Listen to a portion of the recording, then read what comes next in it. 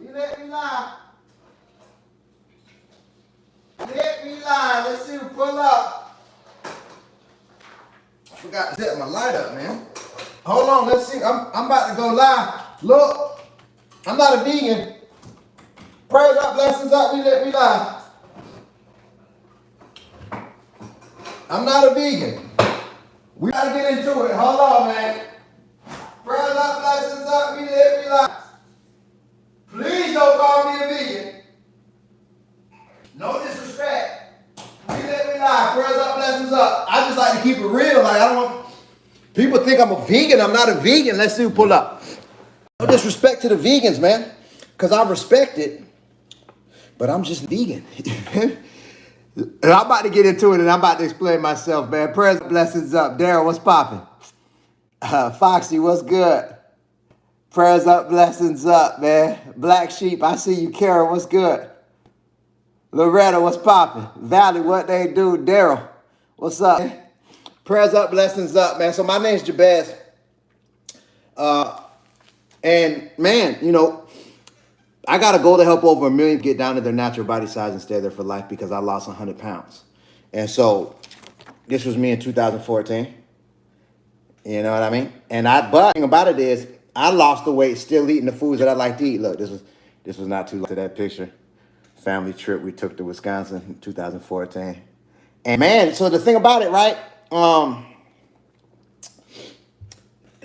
You know, I lost weight still eating pasta, bread, cookies, cakes, snacks, meat. I was eating beef, chicken. I was eating seafood. And, you know, I lost 80 pounds eating all things. And so I actually talk about that in my book, Life Matters, So Let's Eat Like It, how I did it. And, man, we've helped thousands of people lose weight with this book. Y'all do me a favor, tap the screen. If you ever got any value from anything I've ever done, tap the screen, show me some love. And because what it does is it triggers the algorithm. You're wise not to let fear rule your mind and go into the plant-based fear-based diet. I think I get what you're saying with that. Man, what fruit do you use in your? I don't even know what a demo is. Man, so but the thing about it, right? Blessings up, waiting on your books today. Oh, that's love. Yeah, we about to bring a batch of about, I don't know, I think about 400 to the mail right now. We got to bag some more up. As soon as this live, we're going to go drop a batch off to the post office, man. Shout out to everybody that's grabbing a copy of the books. Look, just so you can know, and I'm about to get into it. I'm not a vegan, I'm a Naturalite. You get what I'm saying? I'm not a vegan. And just so I want to show y'all this, because we got right here 1, 2, 3, 4, 5, 6 boxes of books. Plus, we got 6 boxes of books in the car. But we're not playing. This is what I'm saying. Shout out to everybody that grabbed a copy. Diane, your book coming in the mail. Jonathan, your book coming in the mail. Tyra Alton Gills out of Naples, Florida. Your book going to be there, man. It's a trip looking at all the different addresses. Ohio. Mark Buxton, your book will be in the mail. Erica out of Vox Hill, New Jersey. It's a trip. It's all love. And the thing about it, right? You know, I wrote Life Matters, So Let's Eat Like It to explain. And that's what is either our family cookbook or my first book, Life Matters, So Let's Eat Like It. The orders. And I wrote it to explain how I lost the weight, right? And so the book is actually a book of principles. And they're weight loss principles, right? And the weight loss principles are actually naturals. And so I'm not a vegan, I'm a naturalite.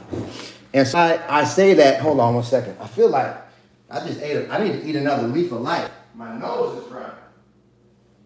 Matter of fact, watch this. I'm about to show you something. Watch this.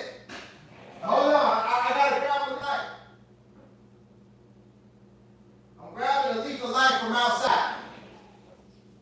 Because I need this right now because my nose is starting to run. And I want to ask y'all a question about this. Because this right here, this plant, is one of my favorite plants.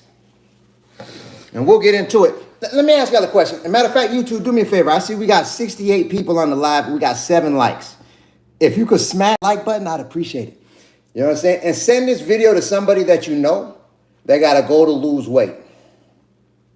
Because what I'm going to do on this live, actually, going to prepare my lunch, which I got some leftover salmon from last night that my wife whipped up. So that's leftover, some potatoes right here. But what I'm going to take this salmon and I'm going to make like a salmon, but like a salmon salad. Like, you know how you make like tuna salad? I actually just got a post about this. Like tuna salad, like tuna and mayo. What I've been doing lately is just doing all different type of fish. When it's left over, I whip up like a tuna salad with it and make a sandwich. I did cobia like that. Cod, salmon. It's fire with all different type of fishes besides just tuna. When they're left over, when we bake them or air fry them, when it's cold, I whip it up with the mayo, onions, the bell peppers, you feel me, the etc., some relish. Huh? I just thought about it. The paperback for your book don't need to be available. Somebody ordered it. You talking about? You got 5 orders on Go Naturalite. It's not available. Oh, you right. Can you mail Bob about that? And maybe we could put a release date on that. Can you email him? It's fine. No, we could just email him and let him know what's going on. Send him a copy of the ebook in the meantime. You know what I mean? And tell him if you want a refund, it's our apologies, something like that. So what was I saying? Someone said get a job. It's not in my look, if you knew me, you'd know better. Because I've gotten jobs before. It's crazy. I had a few jobs when I was younger, and I got fired or quit. All of them, in like quickly, because I'm not good with people telling me what to do, man. I'm real bad with that, and so, you know, I've been in sales and since I was like 15, and definitely since 23, I've had independent contractor agreements with companies and I've done that. I did that for years. But I prefer to be in control of, my destiny when it comes to finances. So I'm more like entrepreneurial, you know what I'm saying? But, and it's a trip, man. It's not always easy. Trust me, it's not. But it's the path I chose, man. And all praises to the creator of all things. It's a beautiful thing. So what I was going to say, right? I appreciate that, Goku. That's love. Man, I see you, man. It's love. Appreciate what you do for the culture. Oh, man. Napoleon, that's love. It's all love, And I give, credit to the creator of all things. When I pray to Yahweh, the God of the Bible. And, I actually got into my studies of the principles of the Bible in 2020. Really, 2019 is when I got it into my mind. I said, you know what? I want to read the whole Bible. It was 2019, and I finished it 2021. I read the whole thing, and I read it from the perspective of getting principles and useful knowledge that I could apply into my character and my day out choices to see how my life lay out when I applied the principles and the lessons from the stories in the Bible to my character and my daily decisions, if that makes sense. So I read it from that perspective, and I started to make tweaks and changes in the way I was living. And it's actually the most valuable book I've read to this day by far. Because I used to be kind of rebellious against it, the Bible. Actually, in my book, something I didn't even know in the Bible, there's dietary guidelines. There's dietary laws and hygiene laws in the Bible, in the book of Leviticus. And so I keep laws to the best of my ability. Sometimes I break them just because it's a little bit complicated nowadays with the food game in this country. But and I used to not even know that it was a thing. You know what I mean? And so, anyway, so this is what I was going to say. Let me ask y'all this, though. This right here is called the leaf of life, right? If you know what the leaf of life is, put a yes. If you don't know what the leaf of life is, put a no. I'm about to show you something right now And trust me, this one of my favorite plants on the planet. You can call me Jabez Mango Seeds. I got to go bring over 1 million fruit trees to America. I also have a goal to master agriculture. I'm on a lifelong journey and I'm learning as I grow. I see the no's, no, yes, I do. I have it. There you go. No, Tia don't know what it is. Who said I have it? Stephanie says, I love it, or I have it. What's up, Stephanie? Rita say no. So it's called the leaf of life. Teresa say no, no, no. I'm seeing more no's than yeses. So, okay. It's called the leaf of life, right? So this plant, I learned about it from someone that was from Jamaica, told me about this plant first. And so it grow like in the tropics. And what's interesting about this plant is the stem of the plant. If you cut a piece of the stem and just drop it on the ground, it's gonna grow in, because roots grow out of the stem of the plant, right? Like little nodes and roots grow out of the stem. But not just the stem will grow another plant. It also produces seeds that are another plant. And it also, each leaf each one of these notches, the leaf, you see how the leaves got these little notches in them? At the bottom of the notch is another little seed. So the plant reproduces itself like I've never seen a plant reproduce so many different ways. If you were to take this leaf and put it on the ground, she at the door, back. If you were to take this leaf and just drop it on the ground, it's gonna grow another plant. As long as it gets some water every once in a while, it'll grow. Each one of these little notches will grow another plant. So this will really be like 2, 3, 4, 5, 6, 7, 8, 16 more plants from one leaf. That's one thing interesting about this leaf. But the benefit of this leaf, she done with both of them? Yeah. The benefit of this leaf, though, that I like the most about it is anytime that I'm sick. For example, like I had got when the pandemic hit, I got sick with the vid. I got it. I actually twice. The first time I caught it, I was down bad for like almost 3 weeks. It was probably about 20 days I was sick. And before I came up out of it, I didn't have for like a whole week. I remember it was crazy. I couldn't taste nothing or smell nothing. It was the weirdest thing. Like I'm like, my wife would be, and I'm sitting over the pot, just I don't smell nothing. It smelled like air. I tasted it, just I can't taste nothing. That was a trip. But my bones hurt. My bones and my skin hurt, and like my muscles was just I was uncomfortable all day, man. I was sweating and cold at the same time. I was cold and hot at the same time. If you got sick during the pandemic, put yes in the chat. Let me see how many people dealt with that. You didn't put no. Let me see how many people dealt, because I'm going somewhere. I'm talking about the leaf of life. I'm going more with this. We're talking about the Naturalite lifestyle. I'm not a vegan, I'm a Naturalite. We're about to get into it. Hold on, I see the yeses, I see the no's. No, no, no. Yeah, you're lucky. If you didn't get it, man, you're blessed. It hit me hard, man. Pretty, what they do. Pretty know what it feel like. No, no, no. It's about 50-50. Nice, man. So, yeah, I got hit with it bad. And so I'm only bringing that up to say, okay, I tried different natural remedies. Like I was doing this different, I tried or whatever. And I came up out of it, you know. And so, but then I did it again.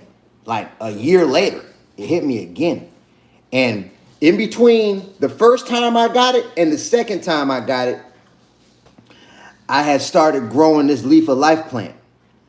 And so on the second time, what the lady was telling me was anytime you get sick, when you leaf, if you chew up one in the morning and one before you go to sleep at night, she was like, best if you do one in the morning, one midday, and one leaf in the morning. If you're sick in the morning, one midday and one at night. Just chew it up, get the juice out. You could spit the leaf out, or you could just chew it up and swallow it.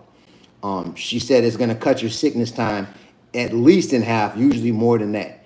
But then she was like, if you feel yourself getting sick though, like if you feel it coming on, like if your nose start running, you know, like if you feel a cold coming on, you're like I might be getting sick. That's the best time to eat the leaf. Right before it really hits you, like when you feel like, damn, it might be something. Like you can feel it coming. You eat one of these leaves. It's real bitter. I don't like the way it tastes at all. You got a real, It tastes like if I had to guess what soil, like, if I were to just take a big bite of dirt and mix it with some water. I think this is how soil would taste like. It's what it tastes. It don't, and it's bitter on top of that. So I don't like the way it tastes. But anytime that I feel myself getting sick and I chew up this leaf of life, well, like it go away by the end of the day. Like I don't, like when you feel yourself sick, you straight. Like you still could work and you still got your energy, but you feel like, damn, I hope I don't get sick. I hope I don't wake tomorrow. Anytime I chew one of these leaves of life, by the end of the day, I've been and forgot that I chewed one up earlier, and I'm definitely straight by the next day.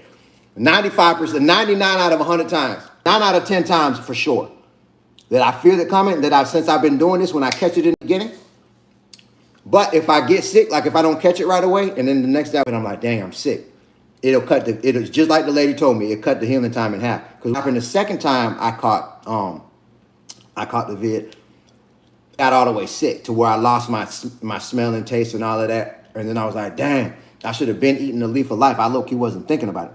So I started at that point. And I think it was 5 days and I was over it.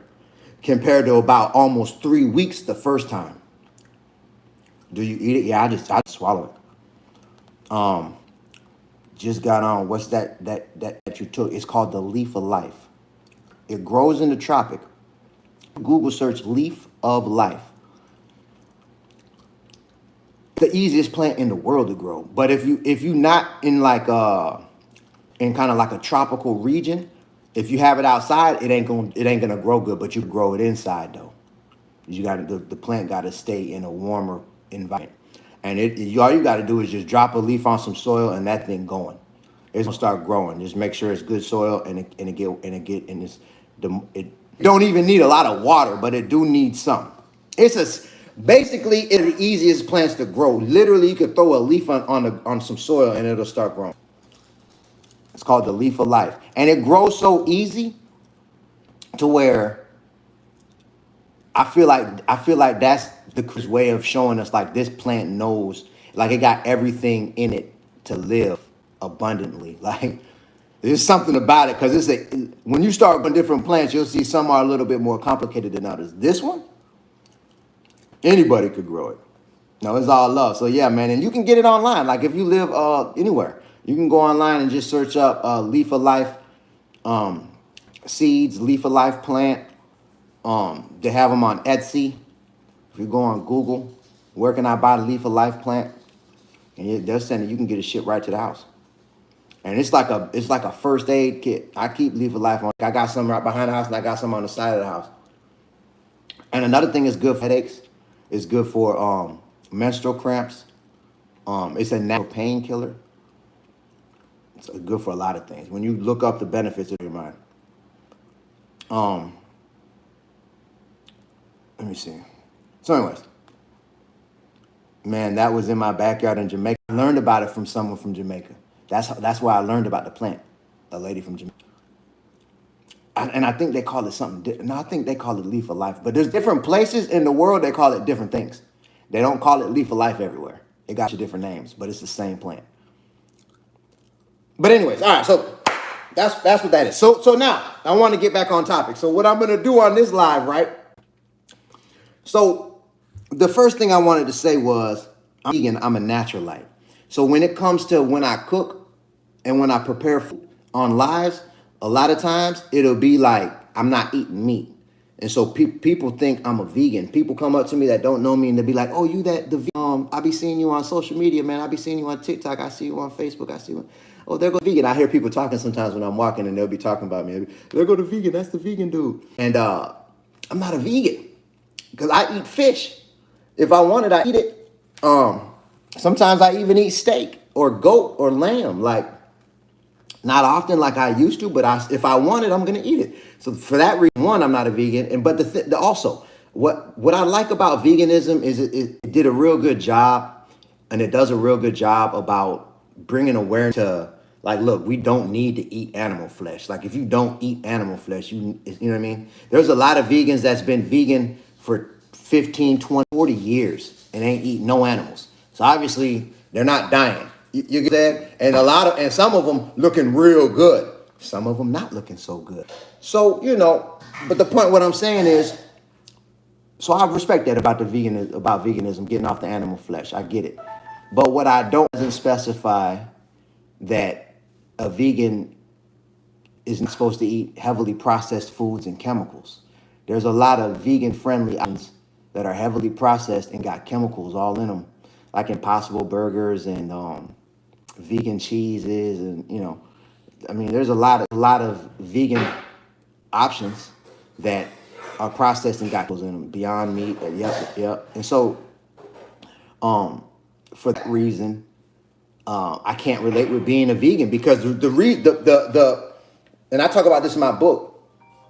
The biggest battle of 100 pounds, the biggest battle was getting off of the heavily processed foods and chemicals and learning how to identify food processes and becoming aware of why these processes was leading to me gaining weight.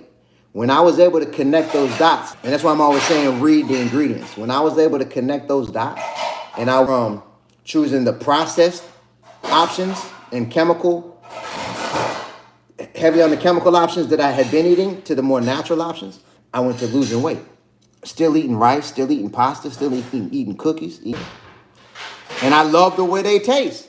And so when I learned what I learned, it changed my life. And so that's why I say I'm not a vegan, I'm a naturalite. Like how a vegan focuses on getting off the animal, a naturalite focuses on getting off the heavily processed foods and chemicals. You get what I'm saying? Like if you had to sum it up, there's a little bit more to it than that, because naturalite also within the guidelines of a naturalite is about awareness and seeing the wisdom. If we are going to eat animal flesh, seeing the wisdom in the guidelines laid out in Leviticus. In the Bible, the laws. And if you look at them, it makes logical sense. For example, like one of the laws in the Bible, if you're going to eat, I see. There's a lot going on in the chat, and if I'm missing it, I apologize. You know what I mean? I'm trying to just get off what's on my mind, you know what I mean? And then I want to get to some questions and all of that. But what I'm saying, right? What I'm saying is, what was I saying? I just got sidetracked. Oh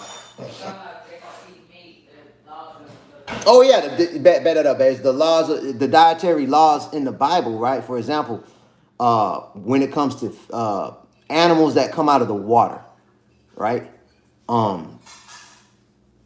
If we are gonna eat it, it must have scales and fins. That's what it says. And so the first thing I thought about read that was catfish. Because I lost 80 pounds. I was eating cat. I was eating shrimp, pasta. I went to think about lobster, things scallops, clams I ate, all of those things I was eating came out of the water that didn't have scales and fins. I even ate shark, And so I was like, man, shark don't got no scales. I just went to thinking all the things that I would eat didn't have scales and fins. Even like when I went to these restaurants, sometimes they'll sell eel. Eel don't have scales or fins. I ate that before too. I'm like, dang. I was like, all right. But then I thought about it, like a lot of, there's a fish that I love that got scales and fins. So I was like, let me just see what happens. Let me just follow the rules and see what happens for me. And so and then they also got rules when it comes to land animals in the Bible, and also when it comes to the birds. It's the laws laid out right there. So when I started keeping those laws to the best of my ability, and there's also rules as far as like how the animal properly for it to be ceremonially clean. That's like if you are going to eat animal flesh, it's supposed to be ceremonially clean. And so I had to look that up. What does that mean? And so it's the way that the animal is killed, and it's the way the animal is raised. And it's the condition of the animal, which makes a lot of sense to me. Like a ceremonially clean animal is supposed to be an animal that's in its natural environment, eating its natural food diet. One, that makes sense. Like if I am going to eat an animal, it would be nice to know that it was living in its natural environment and it was eating natural foods that is in its natural diet to eat. And two, the animal's not supposed to have any blemishes. So like if it got cancer or tumors on it, that's not a ceremonially clean animal, which makes logical sense to me. And then also, when it gets cleaned, when it gets killed, it basically to kill an animal ceremonially in a ceremonially clean fashion, you don't want the animal not supposed to see it coming, and it's supposed to be a quick death. And then you're supposed to drain the blood properly from the animal. So as long as it fit all of those categories, it's ceremonially clean. That makes sense? If that makes sense, what I just said, drop a yes in the chat. Like basically, it's the same thing. When I was talking with someone from, I believe that's India. It's halal, Middle East or India. I was talking with somebody. I was in Tampa. They was explaining to me halal, and I'm like, that basically sounds like ceremonially clean out of the Bible. Sound like a thing. Halal. Yep. Okay, I see the yeses. Okay, all right, cool. So so a Naturalite sees the wisdom in that. So if it makes sense to you that it should be, and here's another thing, why I created Naturalite. Why did the term Naturalite is because I didn't see no category that really fit. Like you have vegan, and then within the vegan community, you got the vegans that are like with the impossible meats and all of that and eating all them chemicals. So saying they're plant-based vegan. I respect that. But what about the people that don't want to stop eating animal flesh? If you don't want to stop eating meat, there's a lot of people that believe we need for protein. There's a lot of people that just don't have a desire to stop eating meat. And look, the thing about it, man, I lost most of all my weight still eating meat. So as far as me being overweight, meat wasn't the big issue for me. It was processed foods and chemicals.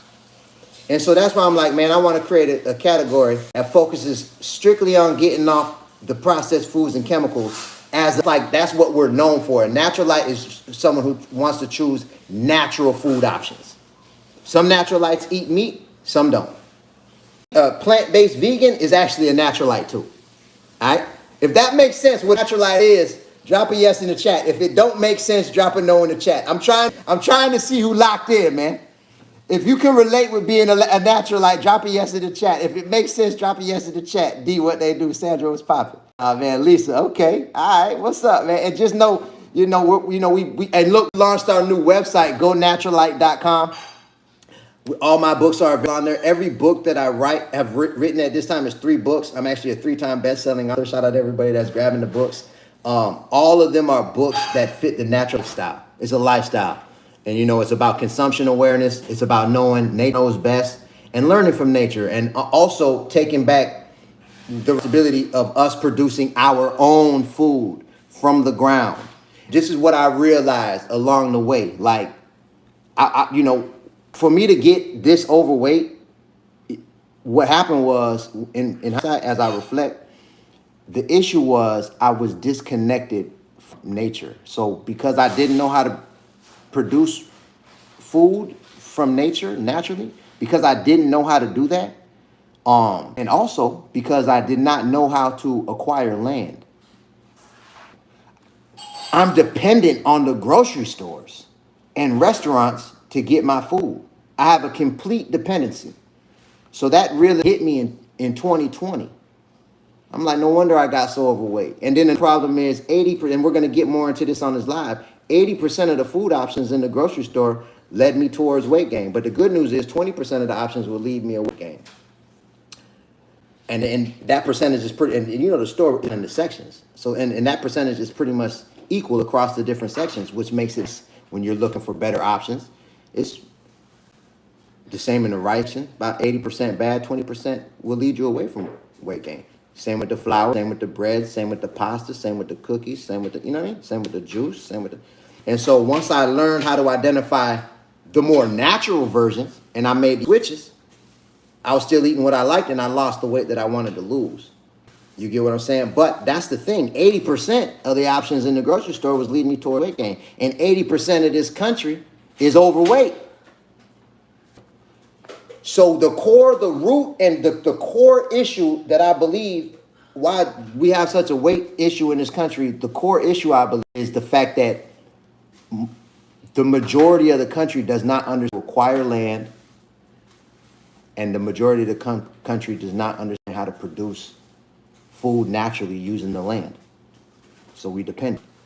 So my whole thing is helping people to see that we don't have to be. You know what I'm saying? So that's why I'm just documenting my journey. Like the creator of all things put everything we need right outside, man.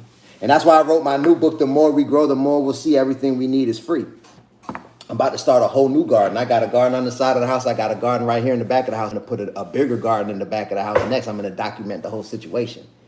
And so everything in my gardens right now, I flipped from last year. I got some off the lettuce plants that we grew last year. We let the lettuce plants bolt, turn into flowers, and the flowers produce the seeds. And then we collected those seeds, and now we got free lettuce from the lettuce from last year. That was free. The soil that I'm using, we're making compost from stuff right around the house and fruit scraps and stuff that we used to throw away. Now we throw it in the compost to give it the nutrients. We're making nutrient dense, good soil for the plants for free. You get what I'm saying? I'm propagating. You can clip almost every single plant. I didn't even know this. Almost every single plant, you could clip a branch off and propagate it. It'll grow a whole new plant. If you knew that, drop a yes, and if you didn't know that, drop a no. It's called propagation. You could take a clipping off a plant, and as long as you just do it right, and you'll be able to put it in some soil, it'll grow a whole nother plant. If you knew that, drop a yes. If you didn't know that, drop a no. It blew my mind when I found that out. I'm like, dang. If you never did it, drop a no. If you've done it, drop a yes. Let me ask like that. If you never propagated a plant, put no. If you have propagated a plant, put yes. Let me see how many people actually have done it. No, no, no, yes. I see Cassandra did it before. Yes, yes, never did it. I see yeses. That's live. We got a lot of growers in the house. That's what's up, man. Lonnie, what they do, man. I see Cheryl did it. So, man, so that's the thing, man. So, like, when it comes to growing food, it's really not that hard. I make it simple in the book. And so that's that. So, okay. So what I want to do, and that's part of the Naturalite lifestyle is the point what I'm trying to make. Is like, I created the term Naturalite, the consumption category and the lifestyle category as a mindset to help direct people's minds back into for us as a community and as a group to take back ownership of our food production, man. So we know that it's good and natural, and also to take responsibility of choosing options available in the grocery stores, because we all got to start from where we at. So let's start out by choosing options, reading the ingredients, choosing options in the grocery stores that are gonna be more beneficial for us, that are gonna be more natural, starting to get off the heavily processed foods, the foods that got a lot of chemicals in this, and go to the natural ones. You know what I mean? So that's what the natural lifestyle is all about, man. You get what I'm saying? So that, yeah, I'm not a vegan, I'm a naturalist, straight up. How can we get the book? I appreciate that, man. So we actually we launched our website. We did a soft launch last night. Go Naturalite.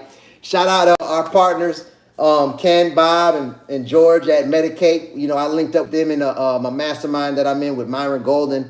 And man, so we're just taking steps in a better direction, and it's a pleasure working with professionals. I say that. So we did a soft launch of the new website, GoNaturalite.com. And we're gonna have products, service available, and it's gonna be community driven, and it's all about, like I say, taking back what was already given to us for free by the creator of all things. This is what the Naturalite lifestyle is all about. So it's go. What happened? Yes, go Naturalite.com, and the link is actually a profile picture. If you go to my homepage, underneath my profile picture, you'll see the link to the website. The website, you can grab the book, and also for being on this live, we got a coupon code. If you type in natural, in the coupon code, you'll get a discount. If you want to grab a copy, feel free. So that's how you can get the books. I never say conscious eater. I love that. Nikki, I love that. I actually talk about that in my book. I hate the diet. And that's how I was trained. Like, I tried different diets. I did the core diet. I only ate meat, and I tried weight loss pills. I tried exercising. I tried calories, and all the different things that I did with my was kind of like temporary, and it led to me losing some weight. And then when I stopped doing what I was doing, I gained the weight back plus more. So I love that conscious eating. That's basically what we're on the same time. I like to just say this is a lifestyle. You know what I mean? It's like it's conscious eating lifestyle. It's all the same thing. It's like It's a way of looking at my choices on a consistent basis. Like I want to eat natural food. And so what happened, right? For me, uh, when I first got on the path of losing 100 pounds and keeping it off, keeping the weight off me, because before I was kind of going up and down with my weight, was in 2014. So for years, and I was going down with my weight, but my weight was kind of trending up. And then I hit my all-time. I was 260 pounds in 2014. So I'm cutting up a little bit of sweet onion now, and I'm gonna make a salmon, like a tuna fish, but with leftover salmon that my wife air fried last night. You know what I mean? I've been doing this lately. So watch how this come together. Cause look, this is the left salmon that she made last night. Sometimes leftovers be better than the original version. I like to take leftovers and spruce them up. You get what I'm saying? Like, I'm excited for what I'm about to do with this salmon, and it's different. When I do this, it's not like it's a whole different experience. I ate this air fried salmon last night. Watch how I do this. Now watch this. I'm taking this salmon. I'm gonna take it off the skin. Here we go. I'm gonna take it off the skin. Bam. And I'm gonna put it in this glass bowl right here. So there's that. This salmon's so good you can eat it cold.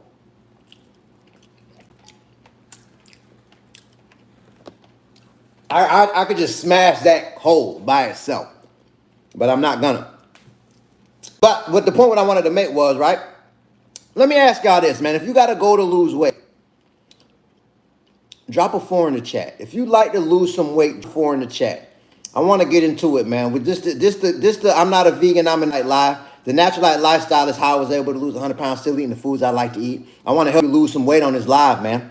I see you, man. Lindsay, what they do. I see you. Sarah, what they do. We're talking about GoNaturalite.com. We done launched a new website. I want some feed too, man. Let us know what you think about the website. It looked way better than our last one. Not that much. And we're going to have way more to offer, man. We got a team now. So it's like we're about to build this thing out. So that's what this live is all about, man. Go Naturalite. We're going to help. I seen how the 4s drop, man. Basil, what they do.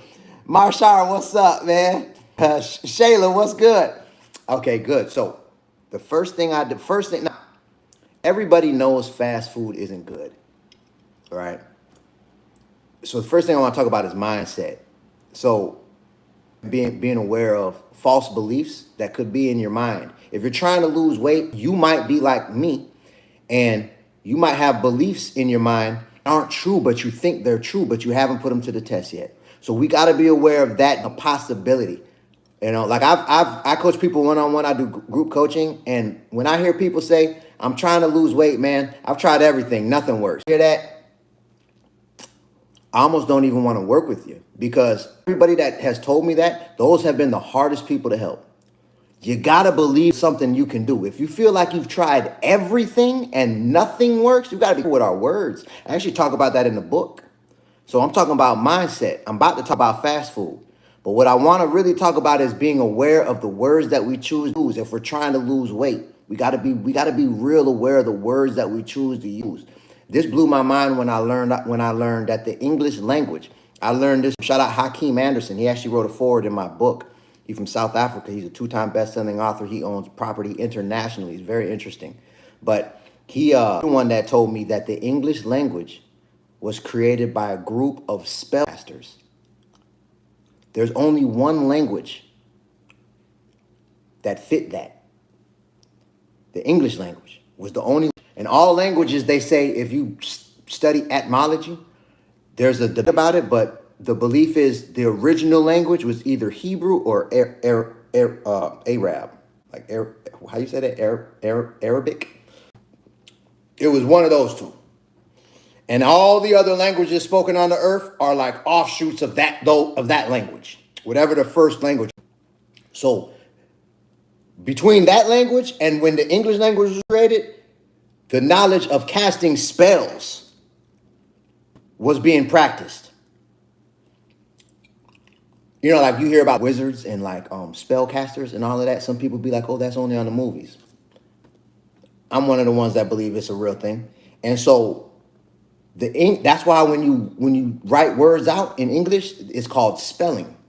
And so the way that the phonetics, the way the words vibrate, the English language, the way the words vibrate are crafted to bring back the spell that's casted.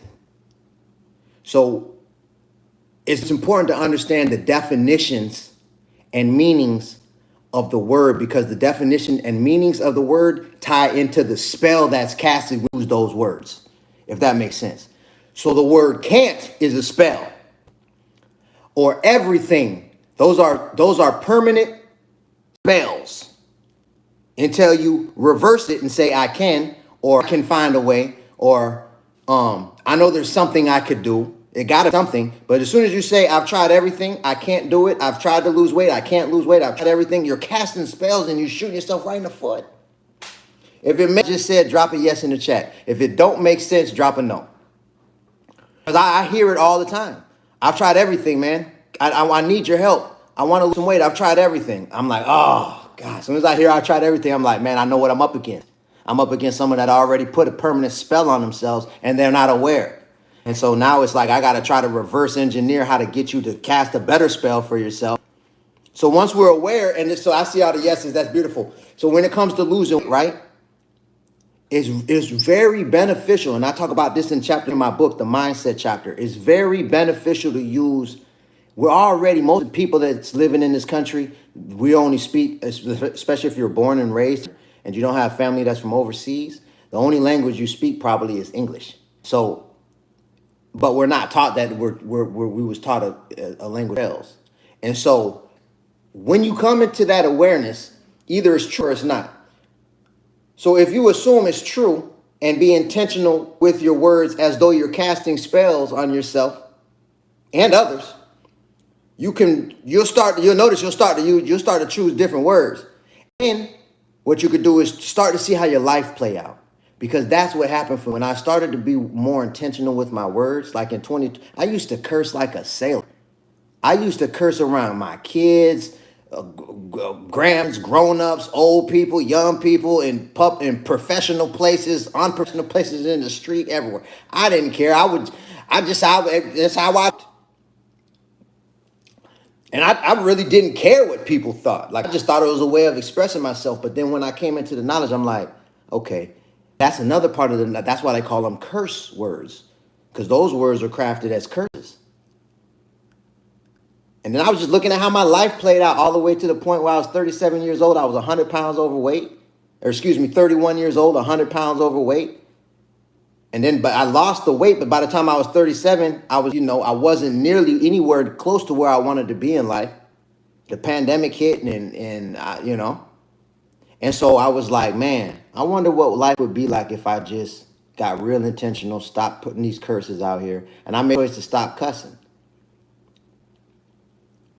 In 2020, it wasn't easy. It took a little while, but I don't curse no more. And so the point what I'm trying to make is, right, if you got to go to lose weight, you can use that to your advantage. Be intentional with your words about yourself in relationship to your weight loss goals. If you're going to be intentional with the words you choose, that means never say, I tried everything. If you're overweight and you feel like you tried everything, you don't have to say it out loud ever again. Say, I know there's something I haven't tried yet. This is a big one, man. There's no way that any one person tried everything, period. There's too much space and opportunity, too many things going on. There's trillions and trillions of different options, and you haven't tried everything. So don't say that. You feel me? If you're going to be intentional, I want you to say I am in the chat. If you got to go to lose weight, I'm trying to help people on this live lose weight. And so mindset, in my opinion, is the most important part of the whole process. The details, it don't matter about the details if you're not in the mindset to begin with. You know what I mean? I want to see who put I am in the chat if you're going to be intentional with your words. I see you, man. Nikki, I see you. I see you, man. Ah, man, love what they do. All right, good.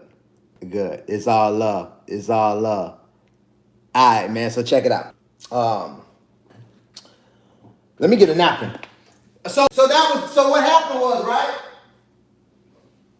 So I'm talking about false beliefs. So the first thing that I did to start losing, and I kept it off, was actually behind a false belief that was kind of true, but it wasn't all the way true. The first thing that I believed along the way was I needed to stop eating. I needed to stop eating fast food. I believed that fast food was the whole reason why I gained 100 pounds, because I was eating so much fast food. I ate fast food. It was not like abnormal for me to eat fast food every single day in a week. 7 days out the week, I ate fast food at least once, and then a lot of times I eat it twice. Like I eat a McDonald's breakfast, and then I probably get Popeyes for dinner or something. And so I lived like that for years. I see you, Aaliyah, what's popping, and I see you, what's good. And so, Joe, I see you, man. So that was the first thing that I believed, that it got into my mind before I had really started putting on the weight, because I seen a documentary called Super Size Me, where he explained how bad McDonald's supersized meals option was and how bad fast food was. And he was eating supersized meals for every day for 30 days straight. The dude made a documentary called Super Size Me. He ate supersized McDonald's meals, breakfast, lunch, and dinner 30 days straight. He was traveling around America eating McDonald's for breakfast, lunch, and he was weighing himself every day. He gained 20 pounds in 30 days. When I seen that documentary, I did the math. So hold on. So I was like, wait a minute. So if he did this for a whole year, he'd gain over 200 pounds in 1 year? So when I seen that documentary, that's when the belief got into my mind that fast food is. From that documentary, I believe that America is overweight because of fast food. I'm going to go to the store. Can you turn the stove off on the beat? What's in there? Okay. Oh, okay. And so this is a bell pepper I'm cutting up. Babe, can you grab me one of them what's it celeries from there? Just one piece. So I have a red bell pepper. This is some salmon in here. I'm about to make a salmon. Watch how I do this. I'm gonna put this together. This is gonna be fire too. Watch this.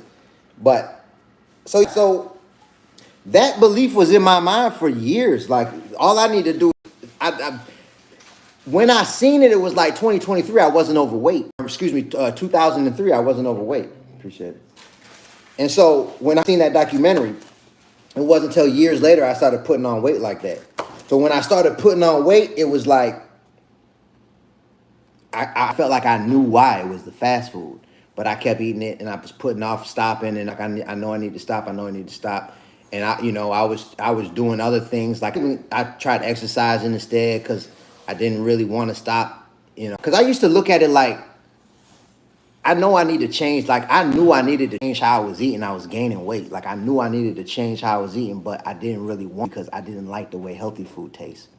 That's how I felt. So it was hard for me to stop eating because it was like I had a conflicting mindset. Like, oh, I need to, but I don't want to. If you can relate, drop a yes in the chat. If you can relate to that, drop a yes in the chat. Because that was my issue, was really in my mind. Like, I knew I needed to stop eating fast food. I knew I needed to start eating healthy food, but I didn't like the way healthy food tastes, and I didn't really want to do it. And so different things. I was like, I would rather exercise. I see y'all. Christy, what's good? Saucy, what they do? I see you.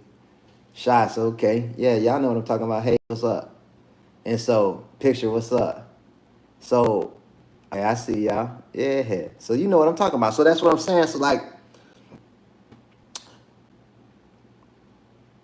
I found out about the fast food, and I just kept eating fast food. And so it got to the point where finally I hit all-time low, and I decided to stop eating fast food, because what happened was it was the night that when I hit this all-time low,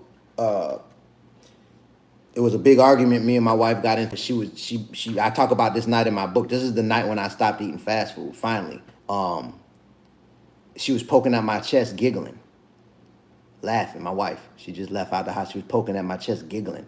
It's in 2014 Island Projects, right over here in Naranja in Miami. And she just giggling, laughing, poking at my chest like this. And I kept asking her what happened, like, you feel me? And I wasn't in a good mood anyway. And she giggling. And I'm like, what's so funny? And then she say, dang, babe, you getting titties. Laughing. My wife, she laughing at me and told me that I had tits. And so that was the straw that broke the camel's back, man, for me. When she said that to me,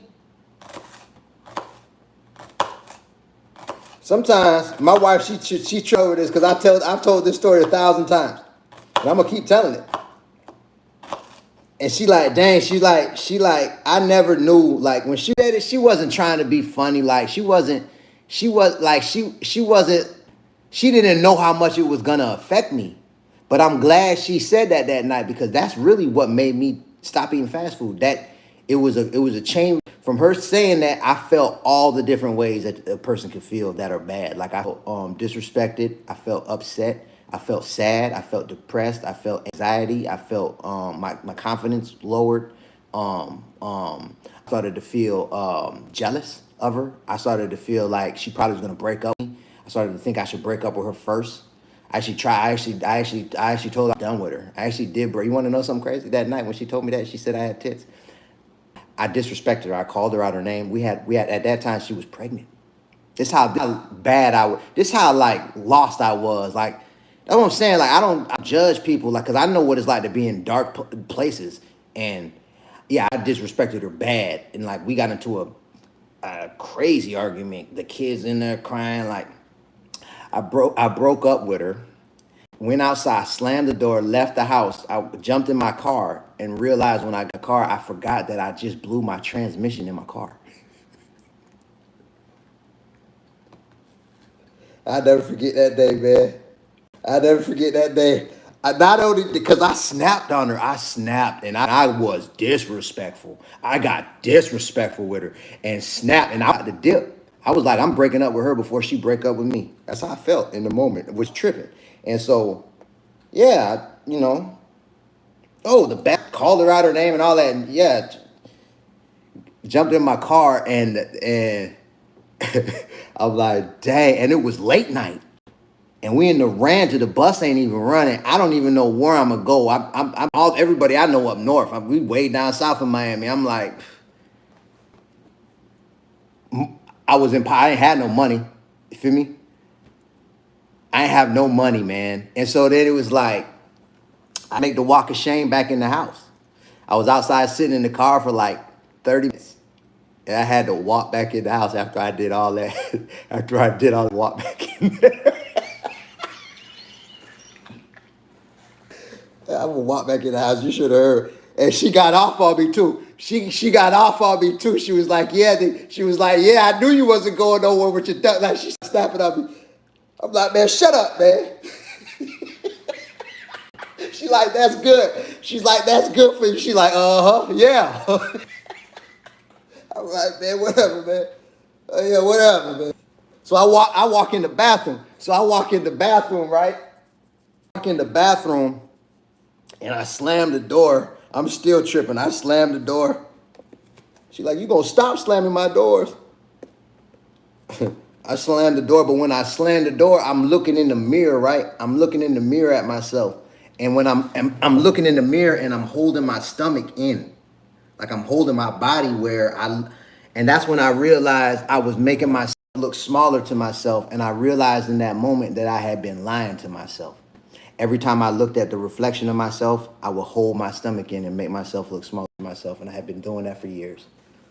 And because I was like, dang, bro, you lying to yourself. I said it out loud, looking in the mirror that day. I was like, dang, bro, you lying to yourself. So it was because, that's what I'm saying. And I talk about this in the mindset chapter of my book. Because of that scenario, it led to having a moment of self-honesty. And that's when my mind started to be able to change, because I was able to look at the truth. I remember I was like, I relaxed and I let my stomach come out and I looked at myself regular, how I really look if I'm not holding my stomach in. And I looked totally different. And I was like, that's it, I'm done. I was like, that's it, I'm done eating fast food. I'm like, all right, watch, I'm done eating fast food. I'm like, watch, I ain't eating fast food no more. Don't even ask me if I want it. I'm in the bathroom snapping, right? I'm like, you still thinking about that? I'm like, yeah, I'm thinking about it.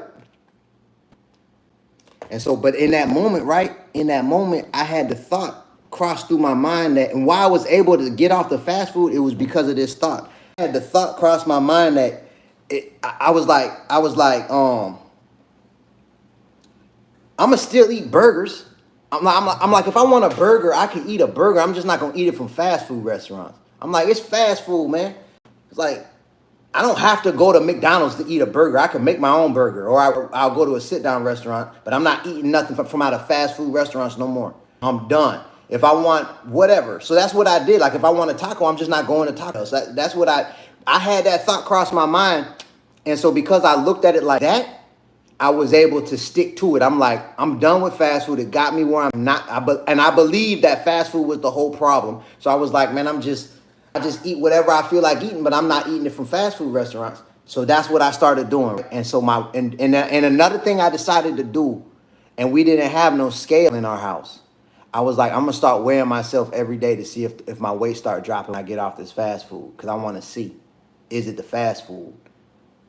So I started to keep it real with myself in a way that I wasn't doing before. So if you got to go to lose weight, I hope that makes what I just said. I told that story because I'm hoping that it can encourage you if maybe you're going through a similar situation where you're not looking at the whole truth. And so I made a choice to stop eating fast food and start weighing myself every single day. So I bought a scale from Walmart. I stopped eating fast food. I'd eat whatever I felt like. I was still eating burgers and french fries, just not from fast food restaurants. I was eating rice, pasta, cupcakes, just not from fast food restaurants. And so through that process, cut up a little celery and put it in here. I went through that process and I was losing weight and I lost like between 15 and 20 pounds, man, in like 3 months. My weight was coming down. And so I was like, and so I went from 260 down to about 245, 240, and I started kind of floating right in there. And I stopped weight. And so I was like, dang, like 6 months went by, I didn't have another pound. And I wish I had some natural relish, but I got these dill pickles right here that are in that relish. A lot of, when you get relish from the store, a lot of times they're like processed, got chemicals all in them with the high fructose corn syrup and all of that. So there's a relish that they sell in what they call it, it's a store down here that they sell. It's called Pickle de Gallo. It's a natural relish, but we don't have none. So I'm just cutting up these pickles right here to make a little relish for this salmon spread that I'm going to use on this bagel. I'm going to put this on toasted bagel. Watch how this come together. But I stopped losing weight, right? And then 6 months went by and I was stuck. And I talk about this in my book.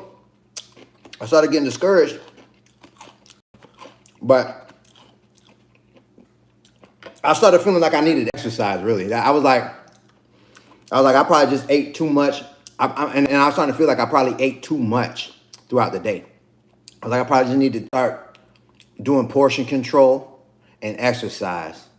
But I wasn't doing it, though. I wasn't being consistent. So I was being consistent, not eating the fast food. But my mind was telling me I know what I need to do. Portion control and exercise. But I was put it off because I didn't really want to do it. I didn't have a substitution for those things. You get what I'm saying? And so I was procrastinating. And so then, like 6 months later, I found out about the enrichment process. And and I talk about this in my book. When I found out about the enrichment process, that was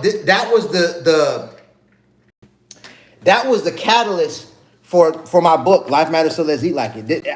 This is when I started to read the ingredients, was because I learned about the enrichment process. And I talk about it all the time because I know how valuable it is, and it's new to somebody else. It's always new to someone new. So hold on, because TikTok is making sure I'm not a robot. So if you're unfamiliar with the relationship between enriched grains and weight gain, drop a 4 in the chat. Dominique, yeah, no, if you want to see about the book, I got the link underneath my profile picture. You can go to my homepage. That link, we launched our new website, gonaturalite.com, but the link for our new website is right up underneath my profile picture. If anybody want to grab a copy of the book, feel free. You can use the discount code, the code word natural. Use code word natural, and you'll get a discount on the book too for being on this live. You feel me? But if anybody want to grab a copy, that's how you can grab it. It's on our new website, gonaturalite.com, and that link is underneath my profile picture on all pages. So if anybody want to grab a copy, feel free. But yeah, if you're unfamiliar with the relationship between enriched grains and weight gain, drop a 4 in the chat. Let me see who I can help with this piece of information. Tarashi, Shakia, what's good? If you're unfamiliar with the relationship, Dan, what's good? Between enriched grains and weight gain, Mercedes, drop a 4 in the chat. I said, what's popping? Shiny, what's good? And what's up? Vonnie, okay, good. There's people on here. Okay, so here we go. The enriched, when you see enriched, the word enriched, you'll see it on rice, wheat products, and corn products. So you can put rice through the enrichment process, you can put wheat through the enrichment process, and you can put corn through the enrichment process. And it's a process where you remove the germ from the corn, or from the rice, or from the wheat plant. So all of those grains have a life germ in the middle of the grain. It's the softest part of the grain that will spoil and go bad. And so in the 1940s, they created the chemical enrichment process to remove that life germ from the grain. And so when the germ, it won't spoil and go bad. So you could have grain sitting on the shelf forever, and you don't have to sell it right away to make money. You could have it sitting on the shelves for years, and you could sell it and make the money, so you don't have to worry about losing money. And so they removed the natural nutrients that were inside that germ, so there's no nutrients left in the grain after they put it through that chemical process. So what they do to replace the natural nutrients that was in the life germ, they add synthetic nutrients to replace them. And so that's the enrichment process. It leads to weight gain because our bodies don't break down those synthetic ingredients and the empty grain that has no life left in it.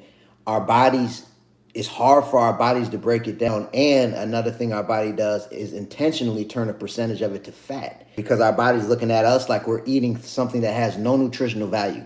So we must be eating everything we can get our hands on, because we're probably going to go a long time without eating. So it turns a percentage of it to fat so we could burn the fat off later for energy. That's how smart our body is. So when I learned about that, I was like, dang, that's crazy. And so the good news is everything that was put through that enrichment process, all those grains, they're also sold where it's not put through the enrichment process. There's that sell natural grains. And so anytime you see, for example, like flour, like Pillsbury enriched bleached flour, to be able to know if it's enriched, you got to read the ingredients, because either it'll say enriched on the front of the pack, or in the ingredients it's going to show the synthetic nutrients that are added. So in flour case, it'll say like enriched wheat flour, then it'll say thiamine mononitrate, folic acid, riboflavin. It'll show you the synthetic nutrients that are added to replace the natural nutrients. Let me show you what I'm talking about. And then I'm going to show you how with the switch that I made to help, right? So check it, right? Here, let me show you. Now what we talking about is the Naturalite lifestyle, man.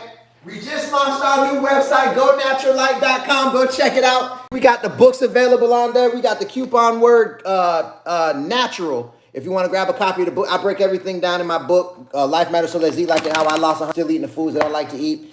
So, we've helped thousands of people with this book. If you want to grab a copy, feel free. But this is what I'm talking about. This is enriched flour, right? And you see in the ingredients, it's a bleached wheat flour. Then it's a niacin, iron, thiamine mononitrate, riboflavin, folic acid ions.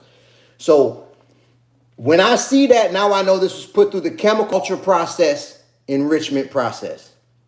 So when I used to think about all processed foods, I would think of like Twinkies or like Oreo cookies. You know what I mean? Like when I thought of ultra processed foods, I didn't think about flour and rice. Like I didn't even think that was the ultra processed. When I would get this, I thought I was making something from scratch, like homemade. It wasn't, you get what I'm saying? But this ingredient is ultra processed. If that makes sense, what I just said, drop a yes in the chat. Recently down your videos after getting enough, but you thought just taught you stuff that blew your mind. That's love. That's love, man. And it's all about consistency, man. To get the results, you just got to be consistent. And the good news is, I see all the yeses dropping. It's all love. Good news is, when I started making these switches that we're going to keep going over, I lost the weight, but I was still eating what I liked. Yeah, and I'm about to make a salmon salad sandwich. I'm gonna do it on some toasted bagel. But guess what? All the ingredients fit the principles of what it is to be a Naturalite. All the ingredients in what I'm making right now fit the principles in my book, Life Matters, So Let's Eat Like It. On the book, what I did, when you get to the end, it makes sense. I got the Naturalite list, and it's these questions right here. And if you can answer yes to all these questions, it's like 10 questions. If you can answer yes to all questions about what you're eating, you're eating the right version of whatever it is you're about to eat. Like, for example, if you eating a burger, but the burger was made with this enriched flour, you ain't going to be able to answer yes to all questions. So you got to look for a burger that's made with a flour that wasn't, and then you'll be able to check off all them boxes. And then, bam, that burger right there, bam, you on track. So, I go over all this in my book is the point what I'm trying to make. So when I learned about that process, the enrichment process, the good news is everywhere that they sell enriched grains, you'll be able to find a grain that's not enriched. And if you can't find it in the store, you can get it online. So this is an example of a flour that's sold right in the same store where I got this. I got this from Publix. So this flour was sold there, and in the same section you had this flour. So in this flour, when you look at the ingredients, all you see is hard red wheat flour, soft wheat flour. That's all that's in this. So this type of flour, what happened was they grew the wheat plant. They picked the wheat plant. They got grains off the top of the wheat plant, dried them out, grinded it into a flour, and bagged it up. So all you see in the ingredients is hard red wheat flour and soft wheat flour. This, what you see in the ingredients, is bleached wheat flour, niacin, iron, thiamine mononitrate, riboflavin, folic acid enzymes. Because this, what they did, they grew the wheat plant, took it, dried it out, brought it through a chemical wash where they're able to remove the germ, and then they added the synthetic niacin, iron, thiamine mononitrate, riboflavin acid, and enzyme to replace the natural nutrients that was already inside that life germ, still in this flour. So when I made the switch from this flour, I went to losing weight, still eating flour. But with flour, it's like it blew my mind when I started to see how many things flour makes. So you got to be aware. Like, for example, I'm about to eat these bagels. These bagels was made with flour that was not enriched. But like Thomas Bagels, if you go get Thomas Bagels from the store, they made with enriched flour. So when I made the switch from, and then you got to look all the other things. Flour makes cookies, donuts, pasta, bread, all.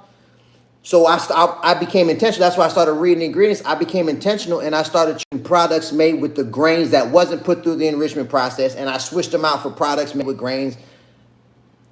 I went from eating the ones that was put through the enrichment process, and I switched them out for products made with grains that wasn't put through the enrichment process. And my weight started back coming down. Remember, I stopped fast food. I went from 260 down to 245-ish. And then I was stuck for 6 months. And then I found out about the grains. I was weighing myself every day. Found out the grains. I made the switch. I was still eating bread, still eating pasta, still eating rice, still eating cookies, still eating cakes. I just stopped eating all those things made with the enriched grains and with natural grains. And my weight started coming back down again. I wasn't eating less. I wasn't counting calories. I just made that switch. That was the only thing. If that makes sense, what I just said. So which one is better to eat? The one that's not put through the enrichment process. So that's why I say when you read the ingredients, you don't want to see the synthetic niacin, reduced iron, thiamine mononitrate, riboflavin. When it comes to grabbing grains, you want to just see the type of grain being used. If it's rice, for example, a natural jasmine rice, you're just going to see jasmine rice in the ingredients. If it's a natural white rice, you'll just white rice in the ingredients, or organic white rice. If it's a natural brown rice, you'll just see brown rice. If it's a natural basmati rice, you'll just see basmati rice. If it's an enriched rice, you'll see white rice, then you'll see thiamine mononitrate, riboflavin, it's the same ones. Thiamine mononitrate, iron, riboflavin, folic acid. You'll see all that in the rice too. So, because when it came to rice, it was the same thing. I always got the enriched white rice, or I would get the parboiled enriched long grain rice. So I switched over to like the natural jasmine rice or basmati rice, or brown rice, wild rice. I switched over to natural rices, and I started losing weight still eating rice. If it made sense what I just said, drop a yes in the chat. If you got to go to lose weight, this is why I say, I'm not trying to encourage people to stop eating what they like. I'm just trying to encourage people to eat a better version of what they like. They can get the result of losing weight. I see y'all, man. Redbone, what they do. Is this a health food live? It's more like a weight loss live. I'm not really in the health lane. I'm in the weight loss lane. When I learned everything that I teach now, when I went through the process it from experience and just kind of like coming into different sets of knowledge and trying things throughout life, like 3 years to lose 80 pounds. In the beginning of that process, I was living in the Pine Island projects, man. So it was like, it's not like I went to school for none of this and nothing. Like I just started doing different things and started getting different results. And so that's what I do. I help people lose weight. When I was 100 pounds weight, this was me in 2014. When I was 100 pounds overweight,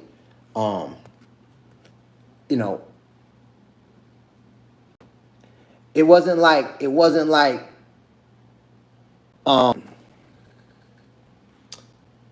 I had health issues. It wasn't like I was diabetic or anything like that to my awareness. It was just I wanted to. So this is a live about helping people that want to lose weight choose better versions of the foods they like, how to identify the wrong version of the food that you might like, and how to switch it out for a better version of the same thing. So we just talked about flour, we just talked about rice, we was talking about fast food. One of the changes was I stopped eating fast food. I didn't stop eating burgers and french fries, I just didn't eat them from restaurants. That was the first change that I made. I didn't stop eating tacos, I just stopped from Taco Bell. I didn't stop eating fried chicken, I just didn't go to churches no more. I didn't go to Popeyes, right? So the only change I made was I stopped eating fast. Second change I made was I got off the enriched grains and went to the natural grains. And I went to losing weight again. I lost another 15 pounds or so, 20 pounds, and then I stopped losing weight. During that time when I was losing the weight from the enriched grains and switching over to the natural grains, that's why I say I'm not a vegan, I'm a Naturalite. Because a lot of vegans are still eating enriched grains. You got this is a vegan friendly option because there's no animal product used in this. You get what I'm saying? So I respect about veganism getting off the animal flesh, but if I want to eat fish, I will. Like sometimes I eat steak, so I'm not a vegan, but a vegan within the definition of veganism, it doesn't specify about getting off the heavily processed foods and chemicals. Right? So that's why I'm not a vegan, I'm a Naturalite. That's why I created the term Naturalite. I created the term Naturalite because I wanted for it to be a category that heavily processed foods and chemicals, like veganism, focuses on getting off animal flesh. You got some vegans that say they're plant-based vegan. I respect that. That's the group of vegans that's like, you know what? I'm not eating the vegan options that got all the chemicals in them. But why I don't like that about veganism is, though, why we created it, why were you so helpful to the animal kingdom, but then when it comes to humans, it's okay to sell human options that are full of chemicals and heavily processed. I don't like that. That make me look at you funny. I'm looking at you suspect. Whoever created veganism and whoever's in control of that, promoting that whole situation, I'm looking at you suspect. It seems like you care more about animals than us.